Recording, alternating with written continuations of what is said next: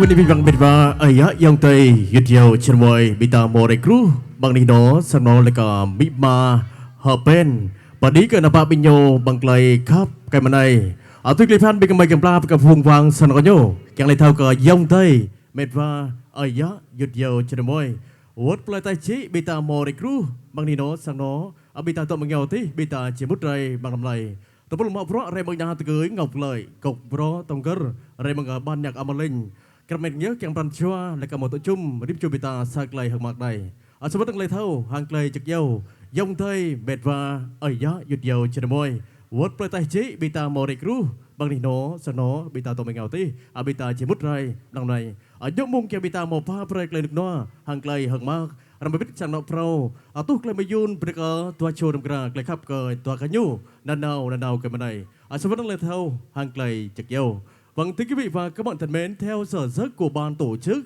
gia đình đã và đang được sắp xếp và như vậy theo sự quan sát của Lôi, gia đình của chúng tôi đã sẵn sàng tinh thần để đồng hành với toàn thể quý vị với niềm vui này.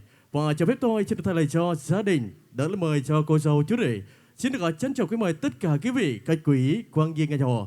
Chúng ta đang ở phía ngoài. Thì xin mời quý vị chúng ta sẽ cùng di chuyển vào bên trong, lựa chọn cho mình những hàng ghế, những vị trí, những chỗ ngồi chúng ta cảm thấy thoải mái, an ý. Và bên cạnh đó tất cả quý vị chúng ta sẽ cùng đồng hành với nhà hàng tiệc cưới Ngọc Lợi của chúng tôi với đội ngũ nhân viên đã sẵn sàng tinh thần để cùng tiếp đón cũng như đồng hành với toàn thể quý vị với niềm vui. Chúng ta đã và đang có mặt tại này đây để chúng ta cùng chúc mừng cho hai họ đã có thêm một thành viên mới trong gia đình. Lần nữa xin mời quý vị chúng ta đang ở phía ngoài hãy cùng khẩn trương tiến sâu vào bên trong. Trân trọng kính mời. Và thưa quý vị, trong lúc chờ đợi tất cả quý vị chúng ta lựa chọn cho mình những hàng ghế, những vị trí để chúng ta cùng ngồi lại tâm sự điều tuyệt vời nhất đến với gia đình của chúng ta. Trong buổi trưa ngày hôm nay thì xin mời quý vị chúng ta sẽ cùng gặp gỡ những chàng trai đến từ ban nhạc Ma Linh của chúng tôi sẽ cùng gửi đến mọi người chúng ta với giai điệu hòa tấu đầu tiên. Thay những lời chào, những lời tri ân đặc biệt của ngày hôm nay xin được trao về toàn thể quý vị. Chúng ta cùng đón nhận. Xin mời.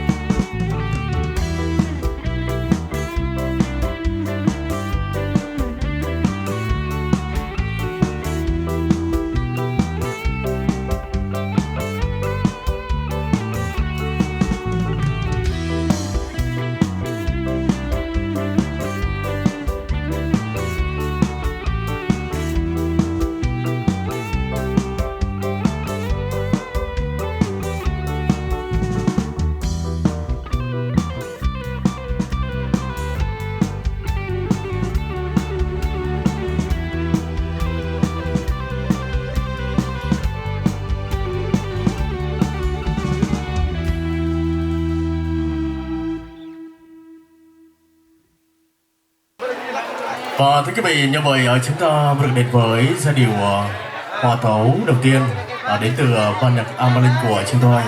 Và sẽ phút ở đây, trong lúc chờ đợi mọi người, chúng ta có mặt đông đủ tại khuôn viên của đại gia đình. Chúng ta đang lựa chọn cho mình những tình khúc, những giai điệu, những bài tình ca để chúng ta cùng vẽ nên một câu chuyện tình yêu lớn bằng hạnh phúc trọn vẹn. Đến với đôi bên trẻ của chúng ta trong buổi trưa hôm nay thì xin mời quý vị chúng ta sẽ cùng gặp gỡ nhóm múa sẽ cùng trở về sân khấu để cùng múa ban chương trình hạnh phúc của đôi nương trong buổi trưa hôm nay. Và xin mời nhóm múa chúng ta sẽ cùng di chuyển lên sân khấu để chúng ta cùng thể hiện những giai điệu cũng như những món quà tuyệt vời nhất của chúng ta sẽ cùng dành đến cho người bạn cũng như gia đình của chúng ta trong chương trình mừng hạnh phúc hôm nay. Xin mời nhóm múa của chúng ta đang ngồi ở vị trí nào. Xin mời nhóm của chúng ta sẽ cùng di chuyển lên sân khấu để cùng thể hiện giai điệu của mình. Xin mời.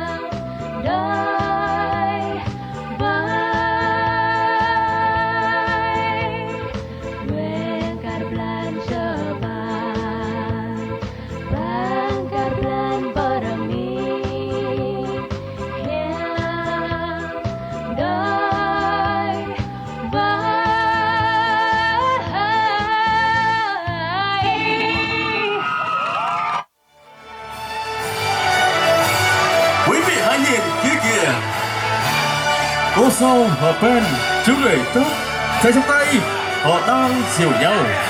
Vì luôn trong niềm hân hoan tuyệt vời của những người đang điền trái một bài họ luôn thấu hiểu được rằng tình yêu có một sức mạnh diệu kỳ tạo nên phép màu có thật sự cõi đầy đầy. Với cái niềm hạnh phúc nữa rằng ngày hôm nay tất cả chúng ta đang có mặt đông đủ tại khuôn viên của gia đình. Đó chính là tình cảm bao la, đó chính là niềm vinh dự mà gia đình cùng với đôi trẻ của chúng tôi đã vẫn đang được đón nhận ngày hôm nay. Mong rằng quý vị chúng ta đừng quên dành đến cho đôi trẻ của chúng ta một tràng vỗ tay nồng nhiệt để chúng ta cùng chào đón thưa quý vị. Mọi người thưa quý vị và các bạn thân mến, và như vậy trên sân khấu hạnh phúc tình yêu của chúng ta ngày hôm nay là sự có mặt của đôi trai tài gái lấy theo kami ma kasang nó đạp này chính ai cái sắp then hoặc ở cái bức can chính kami ama kasang nó đạp này dan kami cepat di untuk này từng lớp này đọc là ba bỉ một pha pra yuk yau trên môi bịt và trong tay phồng vang bố bà ta rira sadomita vị hoa là người bố người mẹ cái yêu của chú rể. Xin mời quý bà trở về sân khấu đồng hành với chú rể. Cần hẹn bắt lại thâu cờ sang đó cờ đầu cây chỉ cần biết ama cầm ít sao pan choa pan đi lúc này mà từng lấy nắp đập ba mà cũng làm yôn và bề dịch dầu trên môi mà bung ta sang người ta.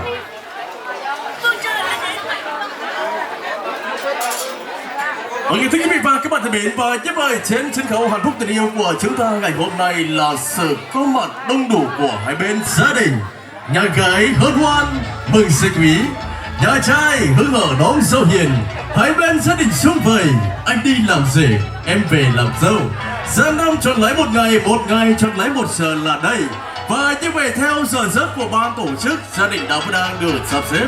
Đã đến giờ tổ chức một lễ mừng hạnh phúc trăm năm cho đôi nương, và cho phép tôi là người dẫn chương trình xin được thay lời cho ekip thực hiện chương trình nhà hàng cưới Ngọc Lời xin được tuyên bố chương trình mừng hạnh phúc trăm năm của cô dâu cứ vui hợp bên sẽ duyên với chú rể cứ vui tóc xin được phép nói lời bắt đầu.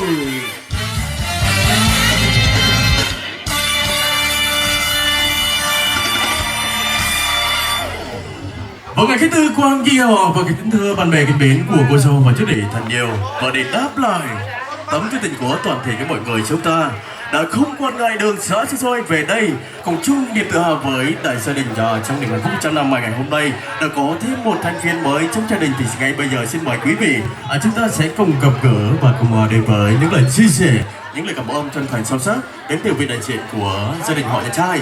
Sẽ có đôi lời cũng như thay lời cho gia đình họ nhà gái của chúng tôi. Ngay bây giờ xin mời người bố kính yêu của chú rể sẽ có đôi lời phát biểu. Xin mời quý ông Rama Đấu sẽ cùng thay lời cho hai họ để theo cái dòng tay biệt và ấy nhịp yêu trên môi bị ta càng mức lời ba không biết sang đó tòa các sang đó là cái càng ba cả phùng vàng sang đó đi cho bị ta càng làm một biết cầu cả ava sang là bên đây chính là yom cả sang đó bị ta rồi. Chúng nó có một đi dùng thời play tay về trên để mà có sang mấy này này chẳng người học ác ngạ vạ mấy rồi chung dùng thời play tay trên mình mà họ đua công vạ đó bạc nhẹ với tay bạc họ sang cái hết lúc nè chẳng cần người ác hay coi người bị chẳng có đu trong đó bạc lên tay bạc lại sang cái hết chẳng cần người chụp hình bạc người chẳng cần nhau về thôi thôi thôi người tham gia em họ đây bạc nhẹ với được sáng mấy bạc ngạ vạ về người đi Ada dia kita cebut ke bani ke sana dan kai ta berkabung bang sana nyo. Lai hiap sama bolong men bo set men kau rim cubita 6 loyo. Ta berai sana nyo. Lai poh ngan prong pren. Bilo pipang yêu tê bita mo gum ju rambut lai hiap ke sana dan kai jika ma dan kai kita berkabung bang sana nyo bang berai. Tok ran tak kau rim cubita mo nang din long nai yang bom ta tua cho được ra. Mak di punya perdi kami ma yang betul kelai tom kelai kami ma mau pha pergi mung cerai kruh nai berdiri salah kau tui ketiang kelai tham ke nak nai hang dah kai abita mau mak lah punya rai mengajar hang cưới ngọc lời perdi kami ma yang betul kelai tom kelai khắp tom kelai yom kami ma. Xin mời ban tổ chức hãy cùng dành để cho cô. Anh ơi có nhớ năm xưa những ngày còn thơ cùng ai nuôi dưỡng. Kemudian siap kenal, cakap beri kita bang buk mai, Rồi này đoạn này tuần này sang nó kita chia sẻ nhá. Và đi sang nó lên. Yang lain berapa ini harga begini mau batun nama bangke remina tới ngọc lại tập rem mereka di rawita to kan. Kita sang nó kita batun ni. Quý vị thân mến, và ngay bây giờ xin mời quý vị chúng ta sẽ cùng đồng hành với Đô Minh Sẻ. Chúng tôi sẽ thực hiện nghi thức dành riêng cho cô dâu và chú rể. Nghi thức đầu tiên chúng ta sẽ cùng chiêm ngưỡng, đó chính là cô dâu và chú rể sẽ cùng cắt lên ngọn bánh tình yêu của mình. Xin mời hai bạn.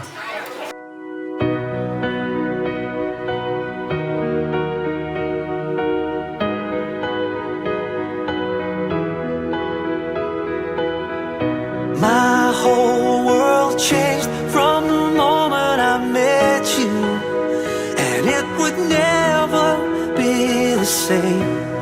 It felt like I knew that I always loved you from the moment I heard your name. Giây phút ấy thật tuyệt vời, khoảnh khắc ta có nhau trong đời. Điều anh ước muốn bây giờ ngày đây rồi. Dù cho trái đất có vỡ đôi, anh vẫn đứng nơi đây thôi, vẫn mãi thôi để con tim anh cất lời. I'll be by your side till the day I die. I'll be waiting till I hear you say I do.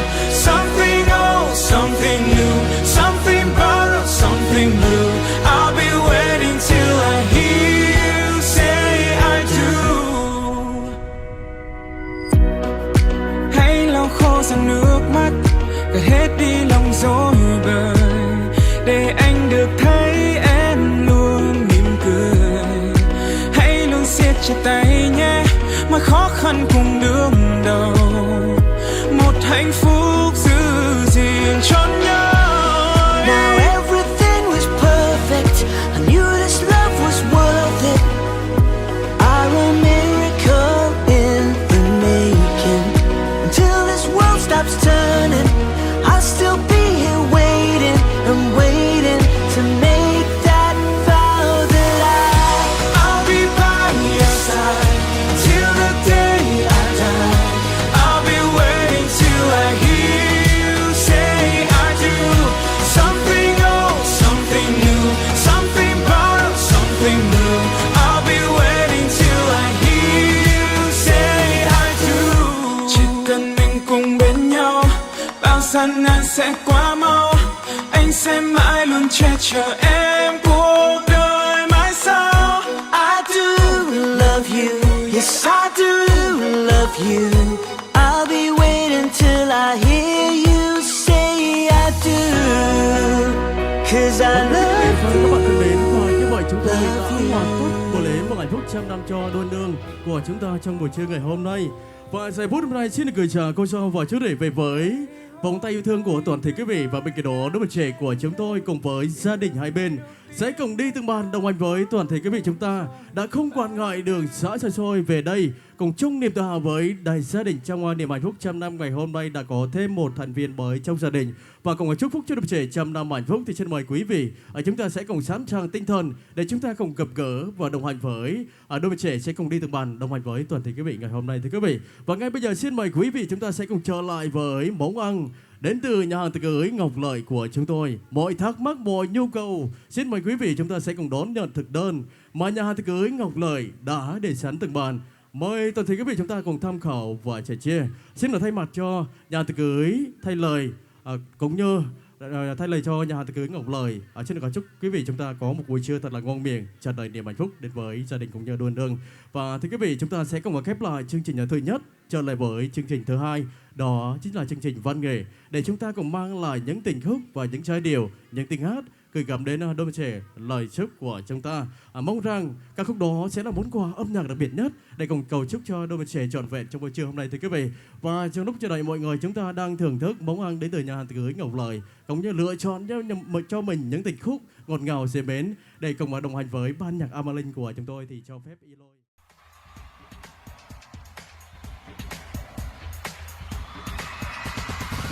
Eu já lavei o meu carro, regulei o som. Já tá tudo preparado, vem que o Greg é bom. Menina, fica à vontade, entre e faça a festa. Me liga mais tarde, vou adorar, vamos nessa gata. Me liga mais tarde, tem balada.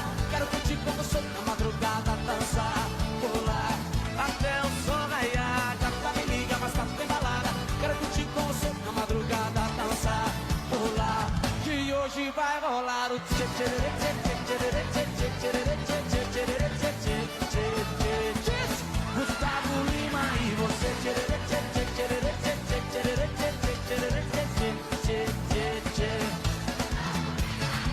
Se você me olhar, vou querer te pegar e depois namorar. Curtição que hoje vai rolar. Gata, me liga, mas tarde tem balada. Quero curtir com você na madrugada, dançar, pular até o sol raiar. Gata, me liga, mas tarde tem balada. Quero curtir com você na madrugada, dançar, pular. Que hoje vai rolar o tchê tchê tchê tchê tchê tchê tchê tchê tchê tchê. Gustavo Lima e você tchê tchê tchê tchê tchê tchê tchê tchê. Gustavo Lima e você. Chora, gaiteiro!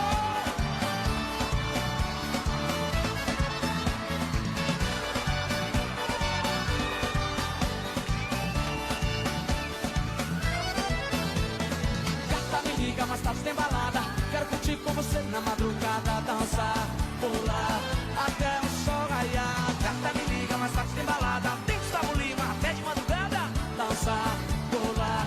Que hoje vai rolar o tchê tchê tchê tchê tchê tchê tchê tchê tchê tchê. Gustavo Lima e você tchê tchê tchê tchê tchê tchê tchê tchê tchê. A galera canta assim, ó. Se você me olhar, vou querer te pegar e depois namorar. Curtição que hoje vai rolar. Gata, me liga, mas tarde tem balada. Quero curtir com você na madrugada, dançar, pular até o sol raiar. Gata, me liga, mas tarde tem balada. Quero curtir com você na madrugada, dançar, pular. Que hoje vai rolar o tchê tchê tchê tchê tchê tchê tchê tchê tchê tchê. Gustavo Lima e você tchê tchê tchê tchê tchê tchê tchê tchê. Gustavo Lima e você.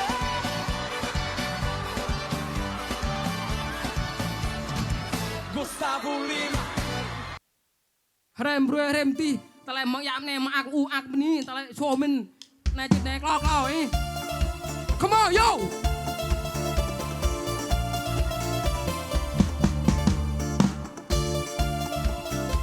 Come on, yo. Let's go. Oh, again, that's right. I wish I was the same. Voice me, no, I mean, treat my heart. I'll be lonely slow. How again, Mr. John, Mr. What a man, treat my heart. I just don't where to start. I don't know. Shall we, lady, and go and throw emotion. Love is playing and fighting, and listen to your heart. Shall we, lady, and live in the emotion. So it's like a force that let unto your part. Shall we, lady, and listen but small. I take my hand and blue, and listen to your heart. Shall we, lady, I know you wasn't love you, and you call it baby. Oh, in your way, oh, come on, woo!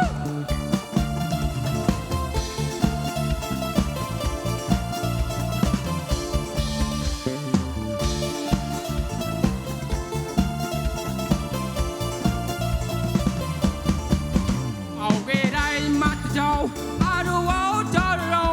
I suspect, I wrong. I can know. I can mean in my heart. Not in love in my soul. It's a girl, but I went to go. I is soul on the side. I is the soul. Shall we, lady, and go and throw emotion. Love is by the fighting and listen to your heart. Shall we, lady, and live in the emotion. So it's like a Travel, travel, and listen much more. I did my heart know, and listen to your heart. Travel, travel, Lily, I know he wasn't love you. I because baby, I'll be your way so.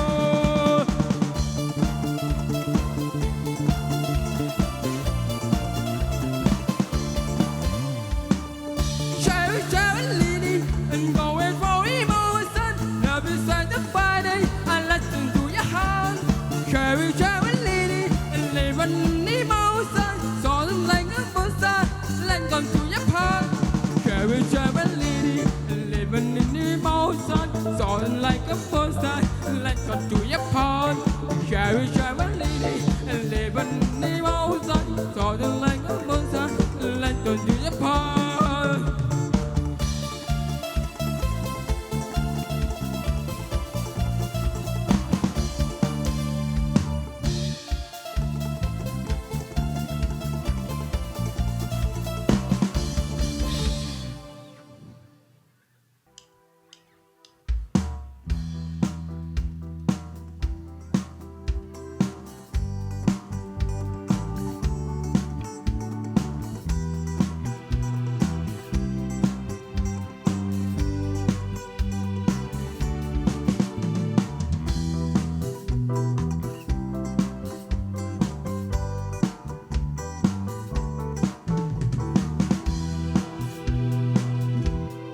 วันเจอ่อนล้าคงฟ้าไม่สดใสนงบองไปได้สิ้นทินทาตื่นยินฟังตื่นบางหวังที่ไพลในบ้านรักไม่อ่านสุดคอนคือคำเกินกี่ได้นอนหนาวแวนนอนล้อมไม่อ่านสุดราดนังก็ไม่ใจคำลามใจในบ่อที่ทันที่คุยหวังก็มาวีไป วันเวลาไม่อาจจะรับใจไว้มีขึ้นเวฝนล้นจะไปเหงาให้เธออย่าปล่อยใจไม่วันแม่จะหันรักแม่คำว่ารักยังมันดินด้านมาในโปงงาบ้าได้คงว่าให้ในคงบังให้มันชีวิตเราอ่อนเมื่อลังกับไป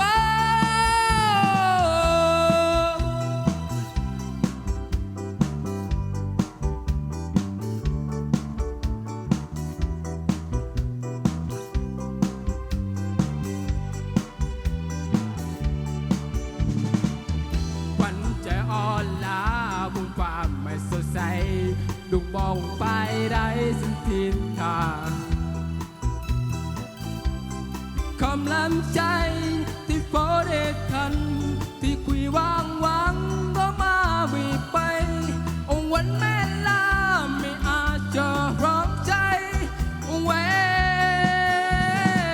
ไม่กันเวฝนล้นจะฟ้าเหงาให้ได้ยามหมอใจไม่วันมีจะหันรักแม่ก็ว่ารักยังมันดินได้มาในโปงงานบ้าได้คงไปให้ดงบังให้มันวิวิตต่อหน้าพลังกับไปอันนั้นนะบ้านที่เยอามาที่แข็งนะอามาที่ยาอามาที่แข็งคืออามันที่เท่าเอมา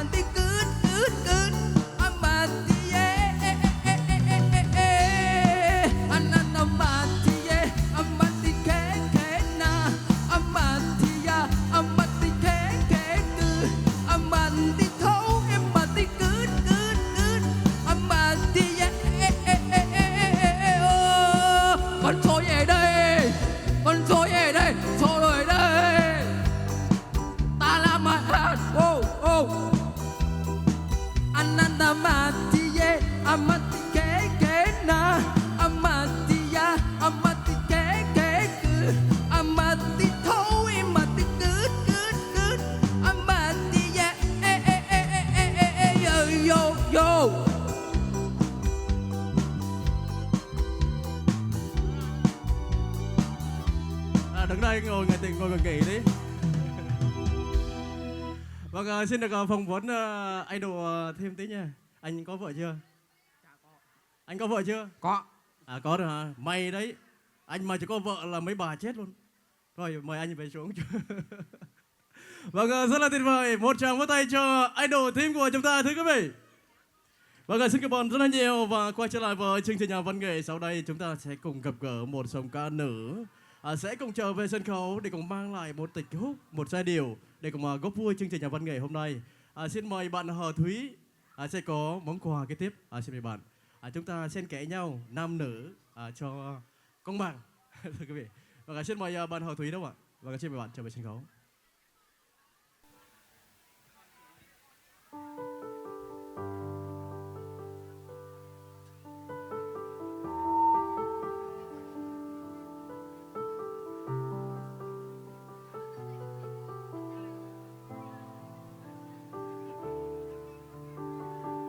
Đêm qua em mơ thấy anh mang mùa xuân yêu thương dịu êm, cùng điệu nhạc chân ngất hòa theo tiếng trái tim em rộn lên. Bờ mi em quen nước mắt vì tình yêu than vỡ, bên kia nào anh như giấc mơ ngày qua. Lòng em luôn câu khát nhau mong người ơi anh biết chăng, chìm đắm không gian lặng im ngàn vì sao vượt tan, thuyền đã sang ngàn làm cho con sóng bỗng rồ về bờ. Ngày đó năm say vì sao anh quên bao câu ca, cùng mùa xuân tắm tươi ước hẹn tình đầu môi hôn tay lời yêu. Lặng bước cô đơn mình em một mùa đông giá băng, lạnh bốt môi em nhẹ run run hát câu ca ngày xưa.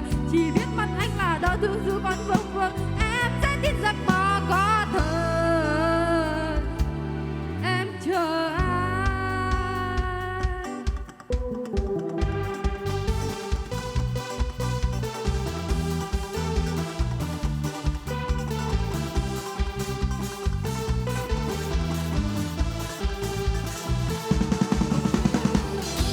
Ban mai hẹn đánh thức giấc mơ hồng, đêm qua em đã mơ.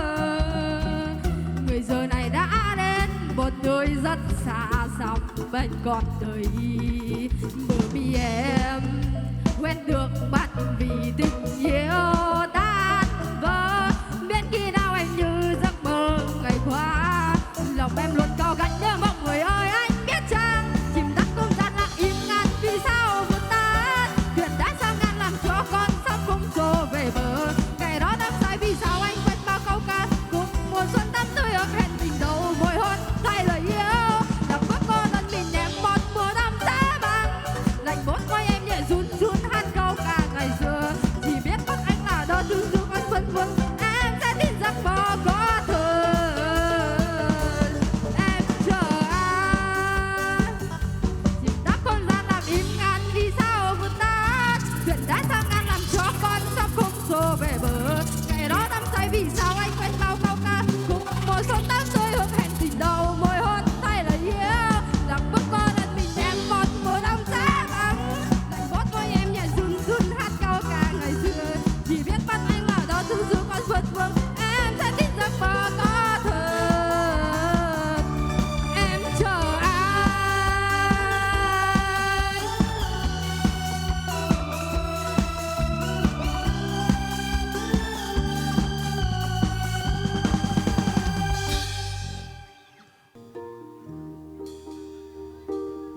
Là cô gái hay mộng mơ, người đã khiến tôi thẫn thờ. Trong ngày qua tôi thẫn thờ cho tôi nhung nhớ, bao nhiêu muốn nói với em, bao điều rằng tôi đã thương em nhiều. Chẳng giống mấy cô người mẫu em được sinh, cô gái Việt chẳng son phấn tô sắc màu. Em dần theo cái dịch chỉ cao 1m52, nhưng sao đáng yêu dịu dàng đôi môi thắm duyên nụ cười.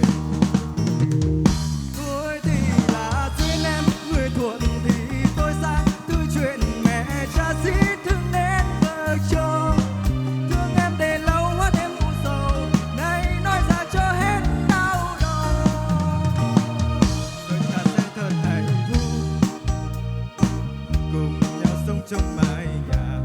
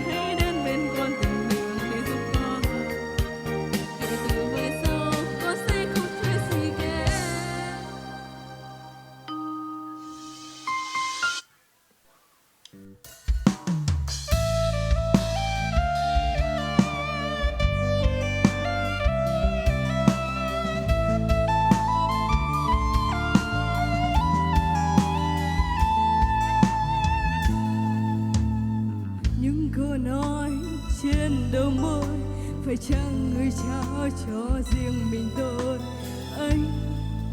Anh không hiểu nhưng vẫn mơ mộng nhiều, vì anh lạnh lùng băng giá, còn tôi con tim thật thà, nên mình tôi ôm lòng đêm nhức nhối. Xa lại nhớ đêm nằm mơ, mơ tình ta xanh như bài thơ. Anh chẳng sáng soi màn đêm, đưa tình yêu qua theo, vì anh lạnh lùng băng giá, còn tôi con tim thật thà, nên mình tôi ôm lòng đêm nhức nhối.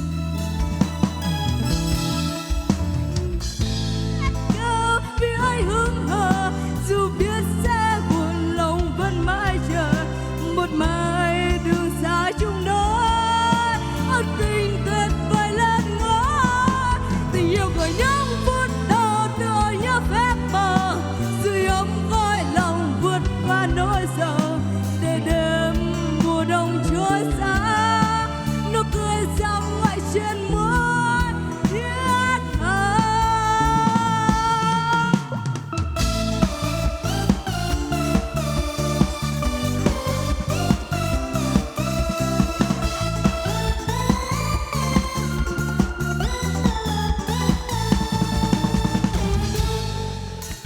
Xa lại nhớ đêm nằm mơ, mơ tình ta xanh như bài thơ. Anh chẳng sáng soi màn đêm, đưa tình yêu qua thêm, vì anh linh để tôi hoang mang tháng ngày. Anh ở đâu cho tình tôi miên man, ngày qua ngày gió khát khao, vì anh hững hờ, dù biết sẽ buồn lòng vẫn mãi chờ một mai đường xa chung đôi. Tình tuyệt vời lên ngôi, như của những phút đầu tựa như phép mờ, sưởi ấm gói lòng vượt qua nỗi sợ, để đêm mùa đông trôi xa, nụ cười sáng mãi trên môi thiết tha. Ngày qua ngày gió thét cao, vì anh hững hờ, dù biết sẽ buồn lòng vẫn mãi chờ một mai đường xa chung đôi. Tình tuyệt vời lên ngôi, yêu của những phút như phép mờ, sưởi ấm gói lòng vượt qua nỗi sợ, để đêm mùa đông trôi xa, nụ cười rạng ngoại trên môi thiết tha.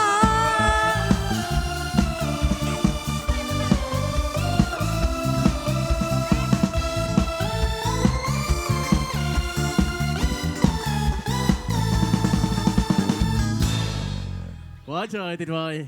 Xin cảm ơn bạn ok rất là nhiều.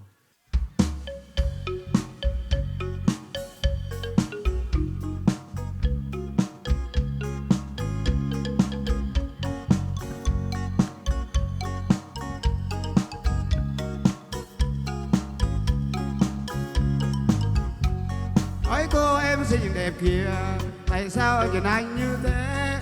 Em đang nhìn ai hay là nhìn anh này anh kia? Này cô nàng đẹp xinh xinh, khúc khích sao cười một mình, đèn thùng nộp sau cánh cửa, nhìn chuông trai đẹp trai tơ. Này em, anh hy vọng em chưa có chồng, yêu người em đó, hãy duyên em đó, mong được bên ai. Ôi thích quá, ôi thương quá, ôi yêu quá, cái mồm không dám nói ra, đôi ta không dám đối mặt, hãy gọi nhà làng bát câu, dắt nhau cầu xin nhạc ơi. Hãy duyên sẽ về với tôi, hãy duyên sẽ về với tôi, về với tôi, về với tôi, về với tôi.